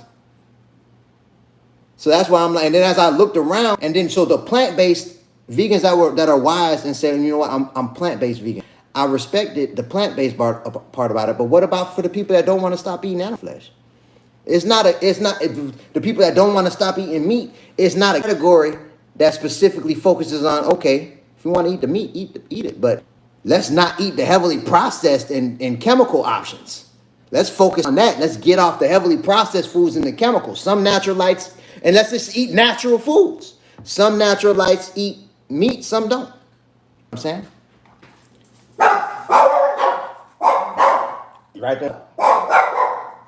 All right, man. So I still ain't even finished what I was doing. Hold on. What up? So yeah, man. So okay. So this is some leftover pico de gallo. I'm just gonna put a little bit of this in there, not a lot, just because I wanted some tomatoes in this. And so let me go ahead on and finish this spread. And so now what I'm gonna do, I got some mayo. I'm gonna drop a little bit of mayo in here. All right, bam. And I'm gonna drop a little mustard in here. And so this is leftover salmon that my wife made yesterday. And I'm taking this leftover salmon and I'm making kind of like a tuna spread, but with. I've been doing this lately. Like this is like a recent thing that I started doing. Like I'm like, why tuna only the only fish that I ever use to make like tuna fish? Why I don't do it with other fish? So I've been doing it with all the fishes that we cook, man. Like it's leftover and it's cold, I whip it up, man. And it's like, it's good with everything. Like tuna not the only fish that's good to make tuna salad with. Like you can make it with any fish. I'm like, man, my whole life I just always only use tuna. And I only use tuna the can. Like I only used the tuna that was in the can. You know what I'm saying? Like because what happened was I barbecued some tuna like a couple months ago. Maybe not even that long. Yeah, it was a couple months ago. I barbecued some tuna, right? And I had the leftover tuna, and I was like, man, and I felt like a tuna sandwich. So I was like, man, I bet it'll taste better than like tuna out the can, like this barbecue tuna. So I did it, and it was fire. So then that's when I had the thought, I'm like, man, why tuna the only fish I did this with ever? So I just started doing it with all different type of fishes, and it's good with all the fish, man. I meant to put some dill in this too. Let me see where we at. I put a little bit too much just now. Dang it. Got a little piece, a little more fish left over. I'm gonna mix that. Something told me when I put that clump of mayonnaise, that was much. I'm mad at that, but it's still good. This piece of fish, spread it out a little bit. It's a little bit too heavy on the mayo. I think some dill gonna set this right where I want it. Also, I'm gonna put a little bit of lemon in here. Squeeze a little bit of lemon to cut that flavor. Now watch this. The dill is really what's setting this off. I feel like it needs like a little splash of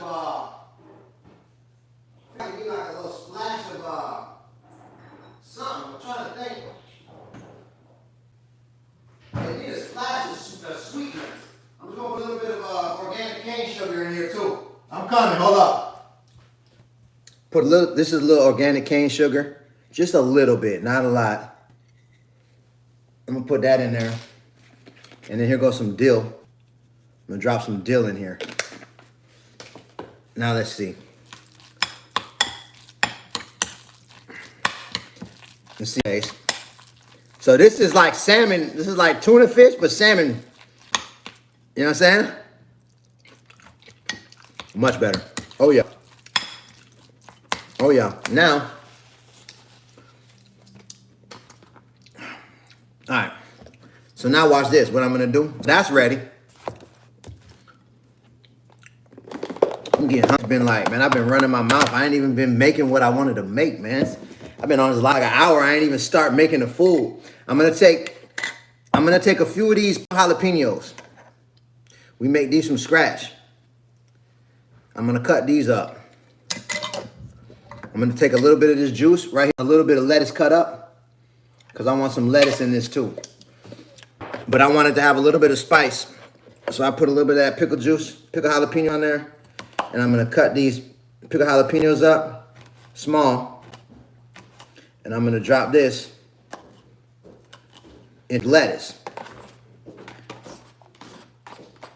Drop this into the lettuce. I'm gonna also squeeze a little bit of this lemon on this lettuce.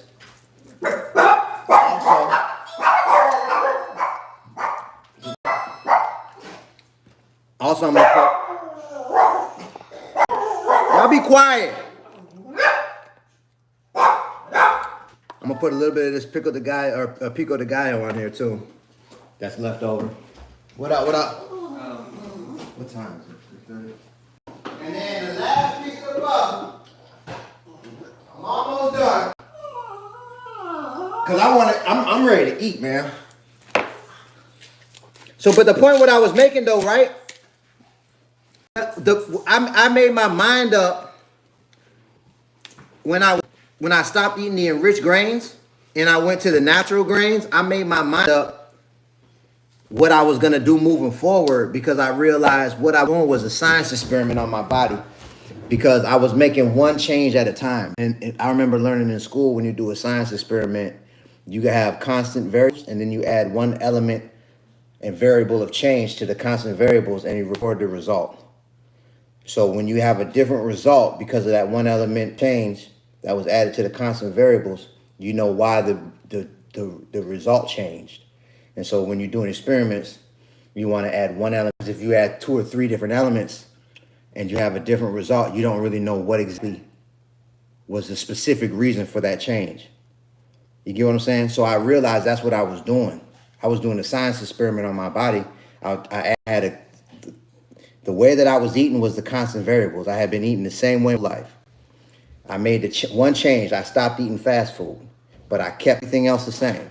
I was still eating burgers, french fries, rice, cookies, cakes, everything I like. I just didn't eat fast food anymore. I lost 15, 20 pounds. Then I came across the information about the enriched grains. I stopped eating, and then measuring the results, because I was getting on the scale every day. So I was able to see the result.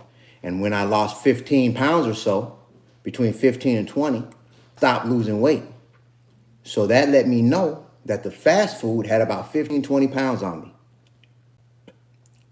Does it make sense what I'm saying? Because I was 6 months still not eating fast food, but my weight, I stayed right there. So instead of being at 260, I was at 240, 245.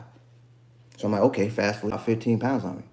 Then I added one more element of change. I went from the processed enriched chemical grains to the natural grains. I didn't change nothing else. I was still everything that I like to eat. I just wasn't eating anything made with the enriched grains. And I switched it out for grains that wasn't put through the enrichment process. That was the only change that I made. And also, I wasn't eating fast food anymore. So now not eating fast food was part of the constant variable. And I added the one variable to change with the enriched grains. And my weight, weighing myself every day, and my weight started coming down. So that's when I'm like, I remember it hit me. I'm like, man, I'm in a science experiment on my body. And so I'm like, okay, so if I stop losing weight, again, if I plateau out, I'm going to pick the next thing. And my mind took me to margin. Because I was like, what do I eat a lot of that I could probably switch out for something else? And I thought about margin. Because I've sauteed our food in margin, we'll get the country crock margin. You know what I'm saying? So if it makes sense, though, what I was saying about measuring the results and how I was making one change at a time. And so this is how I know that this change actually led to a different result, and how that was actually a science experiment that I was doing on my body. If that makes sense, and how it makes sense that you could do the same.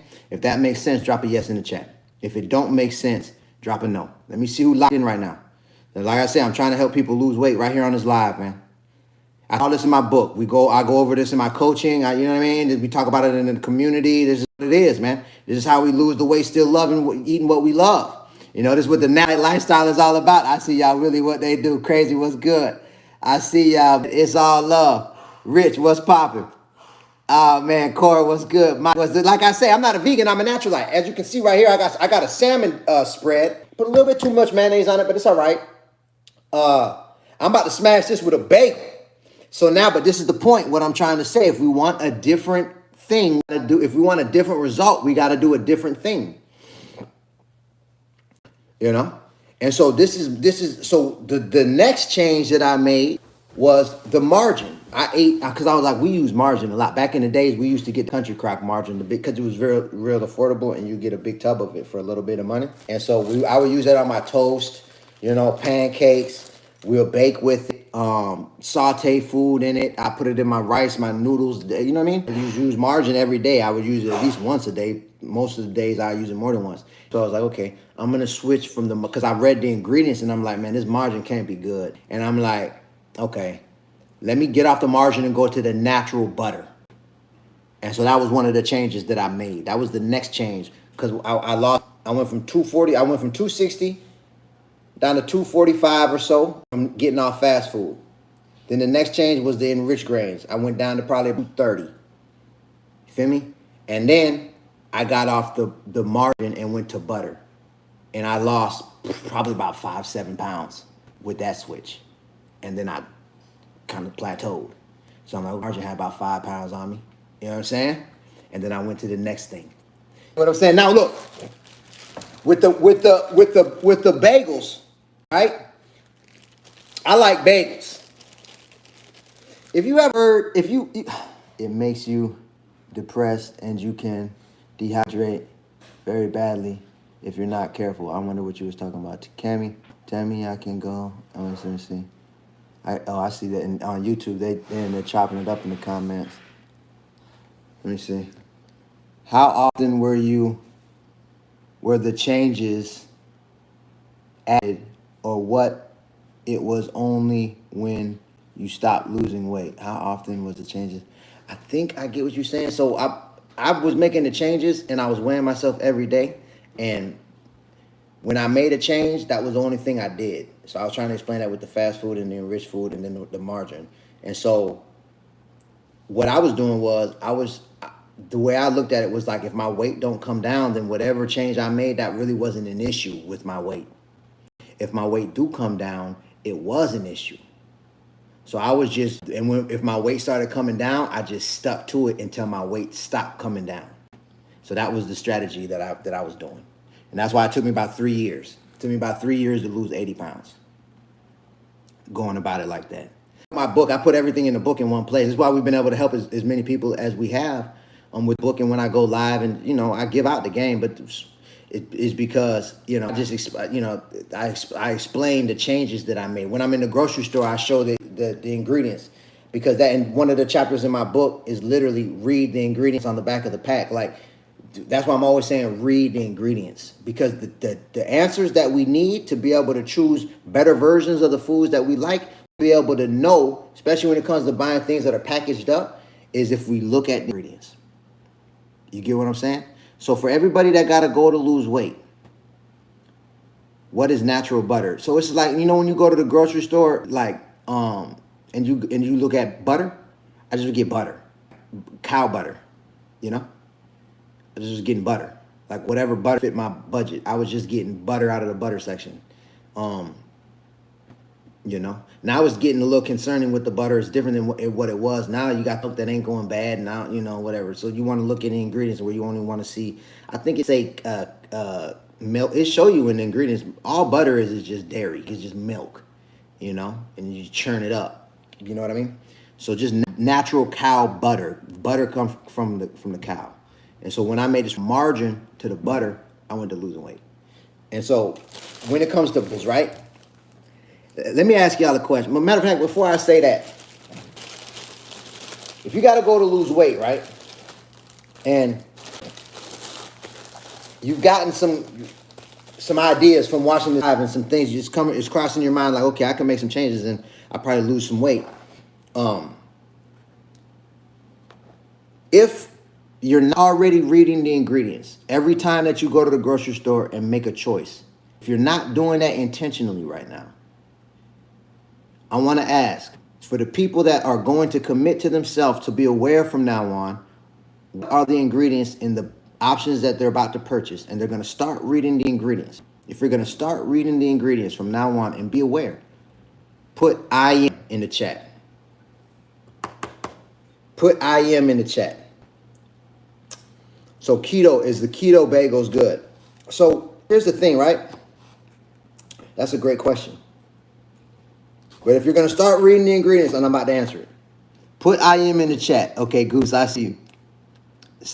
Douglas, what they do? Joy, what's Miller, what's good? Jack, what's good? Pretty, what's good? Okay, I see y'all. What they do?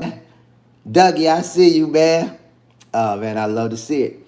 Okay, cool. So the keto, right? To be honest with you, I don't really know that much about keto. It don't really make sense to me, but I never really, I could, like, you know, but I never studied it, and I never, like, partook in it to know from that perspective, you know what I mean? So I don't look for the keto word, you know what I mean? I just read the ingredients, and I'm looking for natural options, you know? And so when it comes to keto, what I would do is I would do that. I would read the ingredients. If it says I want it, you know, the main thing that I want to know is it made with a natural flour? Is the flour put through a process? Is there chemicals in it? You know, that's what I'd be looking for with the keto. So I'm not. I feel like I've seen keto bread that was processed before, but I'm not positive. Don't quote me. So I don't really know. But I would suggest reading the ingredients just to be sure. You know what I mean? It's all love, Robin. It's all love. Once you started eating right, how long did it take for you to tell the difference quick? And actually, you know, because I coach people, and I do group coaching and one-on-one coaching, and it's weekly calls and it's daily accountability work, and a part of the accountability work is there's a journal that we do 15 minutes a day, but it's mindset work in there, and then we keep track of what we're eating. We got a daily routine that we do, and we weigh ourselves in the morning after we use the bathroom at night before we lay down.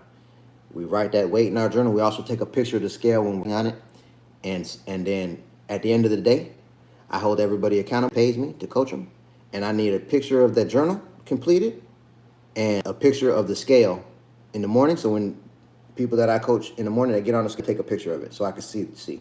And then at night, they get on the scale, they take a picture. So this way, nobody can me. You feel me?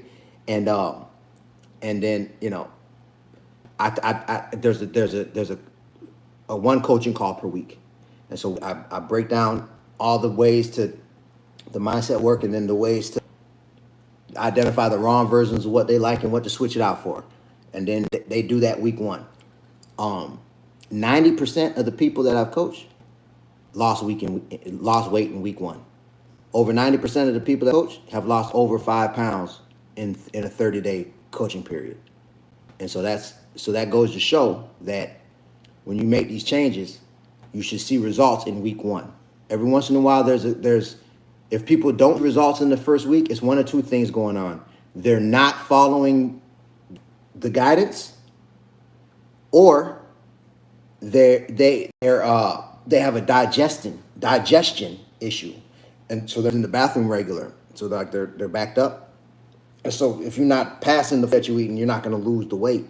And so in that case, there's an exercise, and I send a video to them that they could do. It's a stomach massage exercise to go in. It's a way you lay on your back and you do this massage over your intestinal tract, and you go through that process of doing that exercise, and then they'll use the bathroom the next day. It stimulates the intestines to release the stool, and they'll use the bathroom, and then week 2 they'll start losing weight.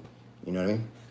So to answer the question is, you know, when you make the changes, you'll start to see results, you know, for sure in the first 10 days.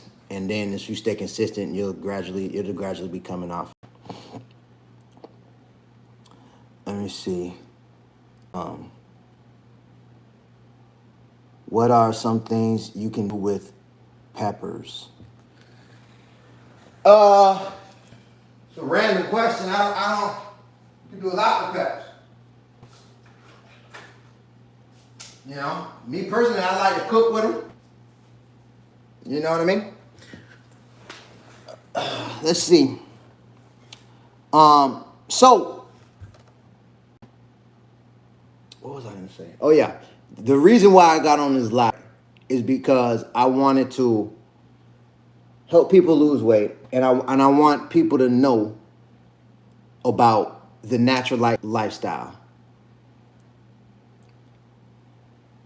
There isn't any category or any school of thought that is very known that focuses on getting off the heavy processed foods and chemicals and being educated and aware of how to identify them, and being educated and aware of the result of continuously eating these options, and also being able to identify the versions of these same foods that weren't put through these processes, and to choose those natural versions instead. How to find them in the grocery store, and how to be aware of how to get them in nature. That's why I wrote my book, The More We Grow, The More We'll See Everything We Need. Is because at the end of the day, most of us are depending on groups of people to provide us our food. And a lot of these group people don't have our best interests at heart. If they did, they wouldn't put all these chemicals, and they wouldn't be putting food through these processes before they sold it to us. So since we don't understand how to grow our own food, and we don't understand, a lot of us, how to acquire land, we're in a predicament where we're depending on people. And then a lot of us also, because there's not enough of education, there's not enough of people that are like, look, man, I'm getting off the heavily processed foods and chemicals. I'm a Naturalite. Like how there's a lot of people saying I'm a vegan. Everybody knows vegans don't meat. They don't eat products that have anything that got to do with animal, containing anything animal in them. So veganism did a great job with that. But I'm trying to create a category, and not everybody want to just eat fruits and vegetables and don't eat no meat. But, and I'm cool, and I'm one of them. I still eat fish if I, eventually I believe I'll be off the animal flesh, but I ain't in no rush, to be real with you. That's just my personal choice. But what I'm saying is, I wanted to make a category that was focused on getting off the chemicals and the heavily processed foods, like a vegan focuses on getting off animal flesh. You feel me? So that's why I'm not a vegan. I'm a Naturalite. So we were in the process of the trademark and all of that, and we got it back, and then we just launched our website, gonaturalite.com. And this year we paired up with Ken, Bob, and George, and their whole team over there at Medicare. I met with them. I met Ken and Bob. We're in the same master with Myron Golden, and they're doing real business, e-commerce, and creating movements and communities, and been doing it for a long time, and it's generated hundreds of millions of dollars, and so and influenced millions of people from different genres throughout the e-commerce space and marketing space. So I was able to connect with them, and so gonaturalite.com. And so if you want to check out the website, we did the soft launch yesterday. So what gonaturalite.com is going to be all about we're going to have, like a blog, obviously, in like a community section where it's going to be helpful information, just like this live, like my content. Like I want a place where people can come and,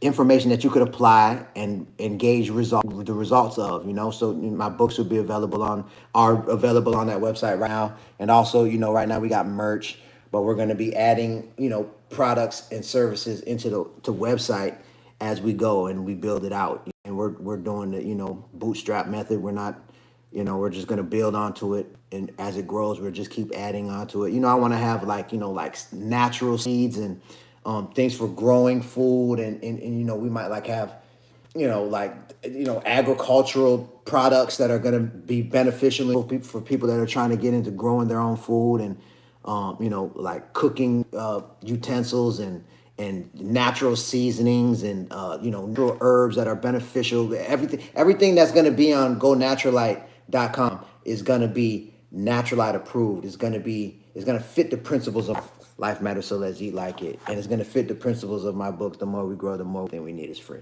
A Naturalite is someone who believes that nature knows best. and respects nature and works with nature and strives to be able to give to nature as much as we receive from nature. Whereas in of us now don't even know how to get from nature or to give back to nature. A lot of us, we just go to the grocery stores to get our food. We don't even understand agriculture.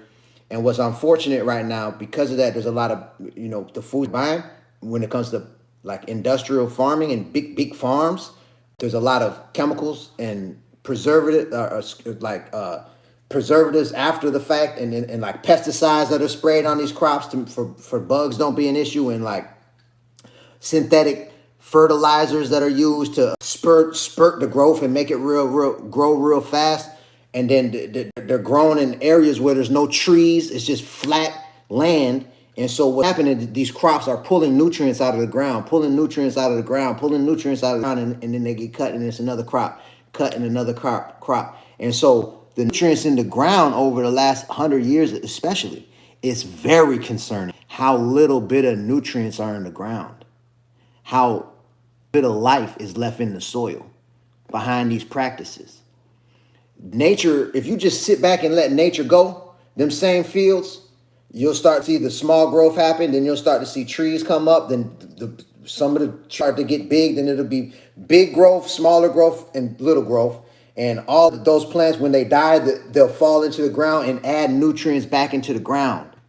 And over time, the soil will start to be full of nutrients, right?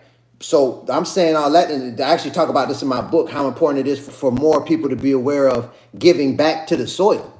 And that's really what composting is, or like growing food in a smart way where you're using all natural fertilizers and all that. Everything about the process is natural, but to be growing food in an intelligent way where you're constantly adding nutrients to the ground as opposed to only taking nutrients out. If it makes sense what I'm saying about a naturalite is aware and seeks the wisdom of nature and work with the pattern of nature and give back to nature, not just take from it. We got to give back to the soil. It's the same soil that's feeding us. We got to be intentional about giving back. If it makes sense, drop a yes in the chat. If it don't make sense, drop a no in the chat. We're not getting taught this in school, man. And so it's not enough of us doing it. And there's too many of us that are just depending on the grocery stores and groups of people to give us our food. And then it's a lot of us. I'm one of them that's guilty of this. I was the guy that was like, man, everything is bad nowadays. I see all the yes. I see you. Candy, what they do? Clay, what's poppin'? Shelly, what's good? I see you. Silver, what's poppin'? I see y'all, man. It's all love. The problem that I used to do was I was the guy that was like, obviously they don't care about us. And it ain't no good options, man. Like every bad nowadays in the store. Like they selling things that's organic and ain't even organic. They put natural flavors in the ingredients and it don't even be natural. You can't even believe the ingredients nowadays. I would have that type of self-talk, and I would speak with others like that. And so it was like what I was doing was a lot of complaining. And then also I was like, man, I'm gonna eat what I like because everything bad. They don't care about, and what I'm supposed to do. Like what I'm supposed to do, go buy a farm. I don't even know how to buy land. Like I was the doom and gloom guy. Like there's no solution. Like what am I supposed to do? But see, that was the wrong type of mindset. And I feel like we've been so disconnected to where it's not enough of us that are willing to accept the challenge of, I can figure out how to acquire land, man. I could crack that code. It might take me, I'm going to keep working on it, and I'm going to do my due diligence. I'm not going to waste too much time throughout the day. I can figure out other people are doing it. I'm going to join communities. I'm going to start joining podcasts and communities like Big Kids and stuff like that. I could figure out how to acquire the land. Once I got the land, I could figure out agriculture. I figure out agriculture first, actually. Let me start growing in pots, and let me start understanding how to grow food. So when I do get the land, I'll know what to do with it.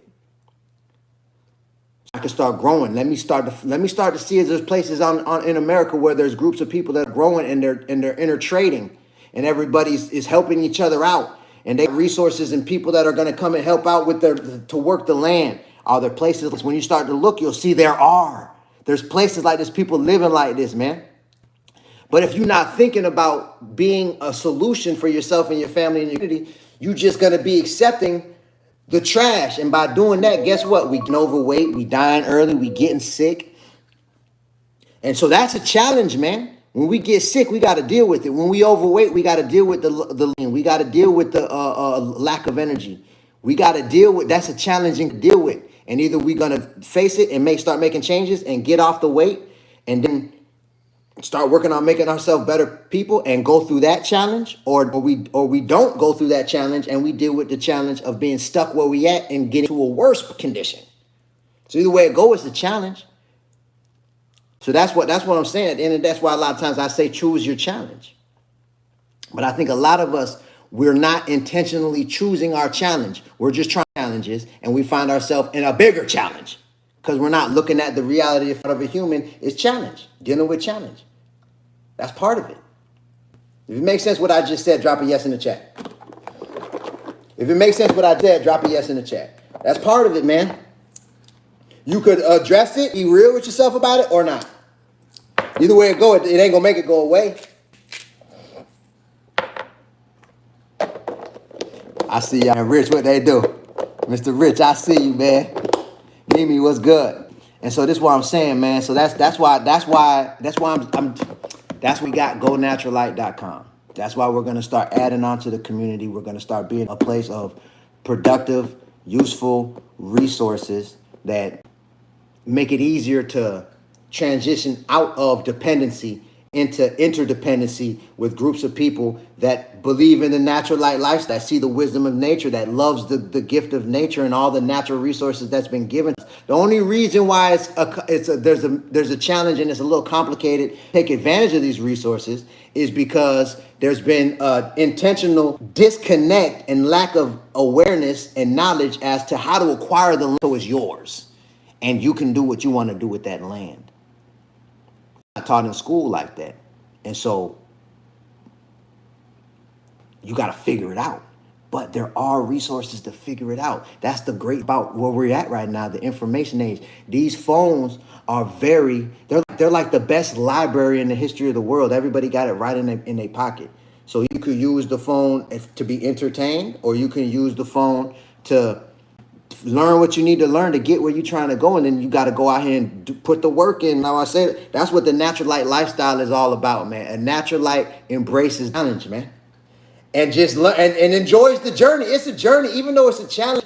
It's really not like that's what I'm saying. Like you see, I'm on the phone right now, but what I'm doing right now. I'm doing my best to promote the Naturalite lifestyle because I feel like it's useful. So I'm trying to be useful. I'm trying to be a useful person. And encourage other people to be useful. And the more of us, what I want to do is be a part of a community of people that we could depend on each other. You get what I'm saying? That's my prayer for what the Naturalite lifestyle is all about. It's about a place where people come together and we could support each other. You know what I'm saying? And everybody in the squad, they got the same type of mindset. What's up? What time is it? It's almost 4. I'm going to be on this about another 10 minutes. What I'm about to do, hold on. I ain't even make my sandwich yet, babe. I ain't even make the sandwich. I've been on this live like 2 hours. So this is a sandwich. I put a little bit too much mayonnaise in it, man. I'm mad at myself for that. I was supposed to use like half that. But it's straight. It's still good. But I made a salmon dip, kind of like tuna salad, but I used leftover salmon. And I'm going to put this on this bagel. I got this bagel going. Now, what's this? Now, the bagel, all natural flour. It wasn't made with processed enriched flour. And what I'm going to do, right, what I like to do with my bagels, I thought I had the oil out. Hold on, I'm coming. What I like to do with my bagels, what I used to always do with my bagel, I used to always use margarine or butter, but then I started using coconut oil. Cold pressed coconut oil was one of the changes that I made, and I actually lost it. And another result when I got off the dairy was I had a real mucus issue. When I woke up in the morning, every day I would have to spit up coal. Like I have mucus in my chest. When I'm off dairy, I don't deal with that like I used to. So this was one of the changes that I made to get off the butter. because I went to the cold pressed coconut oil, and I love the way it tastes. So in all the areas where I use butter, I just swapped it out for the coconut oil. And then what I do though, to set it off, it need a little bit, because what I noticed, it need a little bit of salt. It need a little bit of salt. So that's another thing that helped me, right? Like, because I remember, like, I tried to get butter, salt from the store, and I didn't like how it tastes. I like the butter with the salt in it. So when I first made the switch from butter to the coconut oil, it kind of was bland. And it's kind of bland. So then I was like, let me try to put a little bit of salt on it. And when I did that, I was like, oh, that's it. All you need to do, use the coconut oil, crack a little sea salt on that thing. If you're making toast or whatever, trust me, you ain't gonna miss the butter at all. Not even a little bit. And so, bomb. So that's how I do that. Now I'm gonna take this salmon spread, and I'm gonna put this on here like this, on this bagel. Bang. Now this from leftover salmon. So we done took the salmon and flipped. You know what I'm saying? You know, you can make tuna fish like this. But I was saying around the live, like, it blew my mind how every time I only made tuna fish with tuna. Like, I never made like a fish. I never used any other fish but tuna. So I've been like using all different type of fish. And it's good. It's good with a tuna fish sandwich. You can do it with any type of fish, man. It tastes good with all the fish, man. So I'm gonna take this lettuce spread here that I got. And we got some tomatoes in here, some, you know, a little bit of salt and pepper, some cucumbers, some lettuce, and I'm gonna put this on top of here, on top of the tuna fish. And that's that. And that's that. And there it is. That's how I'm gonna do it. If this look good, drop some fire emojis in the comments. Drop some fire emojis in the comments if this look good. So we just took some leftover salmon and flipped it. And we're gonna do like a tuna fish bagel, but salmon. And that's what it is, man. This probably be my dinner. I don't even know if I'm gonna eat after this. It's already about 4 o'clock. I see you there. We need to get back to growing the way it used to be. That's a fact. Keep reading and changing. I'll keep reading and changing. Oh man, it's all love, man. And so, you know,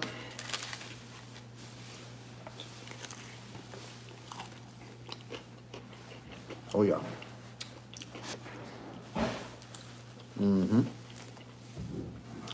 Right there.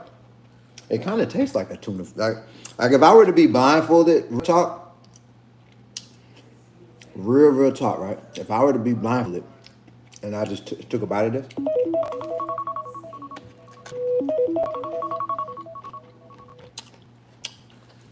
Someone were to blind me and I would just take a bite of this, I'd be like, dang, that's some tuna fish.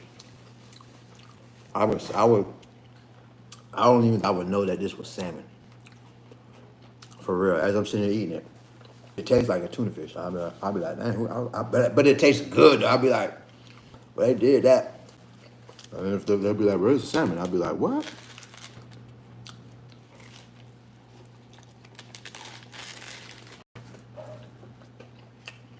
My favorite fish that I did this with so far, though, is cobia. Cobia, it tastes different. When you do it with cobia, you could tell it ain't tuna. It's fire, though. It's way better. What kind of mayo for the salmon spread? Thing about mayo, man, like, this is a green wise mayo. You know what I mean? You know, when you look at the ingredients, you know, it's pretty much all good. It does use natural flavor, which I don't like, but it does use regular salt, but it uses cane sugar instead of processed sugar or like the white table sugar. But when it comes to mayo, I'm not real picky. I'm not real picky with the mayo. I lost the weight still eating mayonnaise, like all different types of mayonnaise. Mayonnaise wasn't the big issue for the weight loss for me. It wasn't the mayo. It was more the processed foods. One of now the ingredients within the mayo, when I got intentional about cutting out or at least cutting back for the most part my intake of them, one of the ingredients is salt. Like if you notice, when I just did the bagel, I used the coconut oil, then I used the sea salt, right? So this, so you don't even really like bagel like that. Oh, it's fire though. Um, if this phone died right here, it's just because my battery about to die. I got like a little bit of battery left. I might be on like the last 5%. So if I go out on TikTok, that's what it was. But with the salt though, right? I grew up eating the iodized white table salt, and so that we just would keep the Morton's iodized salt on deck, and that's all I ever ate. And so I made the switch from the iodized salt to the sea salt. And so this was me. You could see in my face, especially when I was at my heaviest, when I was 260 pounds, you could see the inflammation in my skin. And so when I made the switch, getting off the iodized salt, and I went to the sea salt, that puffiness in my skin went down. That's how I know that salt was one of the even to this day, like I like my food to have a lot of flavor. You know, some people say salt ain't healthy, and they might be right, man. That's not my lane. You know what I mean? And I think I probably should, even though it's sea salt, I probably should cut back on the salt. But I'm just being honest. Like I like flavorful food, so I've always used salt. And so when I got off the iodized salt and I went to the natural sea salt, the inflammation in my skin went down, and I lost some weight too. You know what I mean? So the thing about salt, right? When you look in the ingredients, for example, here this mayo, which I just used. When you look in the ingredients, because sometimes some people would think that like the principles in my book, like I follow them 100% of the time. I don't. You know what I'm saying? I do got a chapter in my book, the 80-40 rule. I do my best to over 80% of the time to sum it up. I do follow the rules though, and that's why I was able to keep the weight off.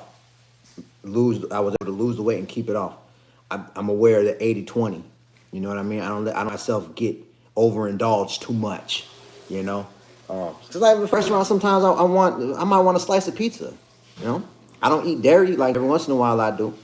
You know, and so, but the point what I'm trying to say is right here. Say salt in the ingredients. Anytime you see salt, it's iodized white table salt. So that's one of the things about the ingredients. I talk about this in my book. When it comes to the ingredients, sometimes you got to know what to look. I see the word salt and not realize that's still a heavily processed chemical salt, just because it just says salt. So anytime you see salt, that's what it is. It's our white table salt. Same with sugar.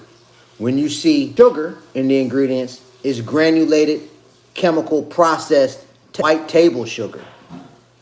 So that's what sugar means in the ingredients. Now, if it says, like right here, you see it says organic cane sugar. So it's specifying right there. This doesn't use white table sugar. It uses organic cane sugar. Now, when it comes to salt, it would have said, if this used sea salt, it would have said sea salt as opposed to just salt. So it's good to be aware of that when you're looking at the ingredients. I look for products made with sea and raw organic cane sugar. Does that make sense? If it makes sense what I just said, drop a yes in the chat. If it don't make sense, drop a no. When I had the same result when I got off the granulated white processed table sugar, and I switched to the raw organic cane sugar, I lost weight, still eats. I ate them made with the raw organic cane sugar as opposed to the granulated processed table sugar. We got to be back by 4:45. All right, I'm about to get off this live, y'all. Grab on, I see. So look, I'm gonna wrap it up like this. If you gotta go to lose weight,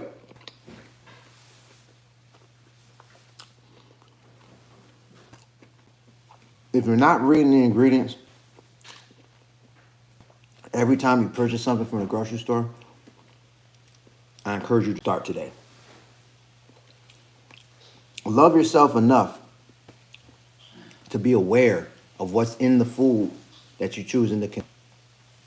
Love yourself more than the love that you have for the convenience of unhealthy food options. It's unfortunate that there's so many of them in the grocery store to the point where we have to be very intentional, which to find the ones that are made with the better ingredients. We have to be aware. We have to know the tricks like the salt and the sugar as opposed to the raw organic cane sugar and the sea salt in the ingredients. We have to be aware and we have to be intentional and we have to read. It's not as convenient as just going and picking whatever options fit our budget so we could be at the store. But if this is what I tell you, I love myself more than the love that I have for that convenience. So if you got to go to lose weight, I highly encourage you to do that. My brothers and sisters, my name is Jabez, man. I lost 100 pounds, still eating the foods that I like to eat. And on this live, I did to help as many people as I could lose some weight, man. Got some value from this live, drop a 4 in the chat. If you got some value from this live, drop a 4 in the chat, man. Let me see who locked in before I get up out of here, man. Just know it's all love. It's all respect. I see you, Lionel, what they do. Lindsay, what's wow, Naturalista, I see you, man. Joe, what's good? What they do. Quiet Storm, I see you. Jody, what's poppin'? Shelly, what's good? Sean, I'm sorry I missed your quick question, man. Younger, I see you, man. It's all love. If you got to go to lose weight, everything I went over on this live, I talk about in my books, a few other things. I explain how I lost the weight, still eating the foods that I love to eat. My book, Life Matters, so Let's Eat Like It. We've helped thousands of people lose weight with this book. You can do diligence, look at the reviews online, and man, we launched our new website, gonaturalite.com. Last night we did the soft launch. We're doing the official launch next week, but the book is available on our new website right now, gonaturalite.com. I got the link underneath my profile pictures on all my home pages. So if anybody want to grab a copy of this or our family cookbook, which are 62 recipes that fit these principles, 62 Naturalite recipes, feel free to grab a copy of this book. Our whole family part making this book, and we hit #1 in multiple categories on Amazon, so it made us a family best-selling authors.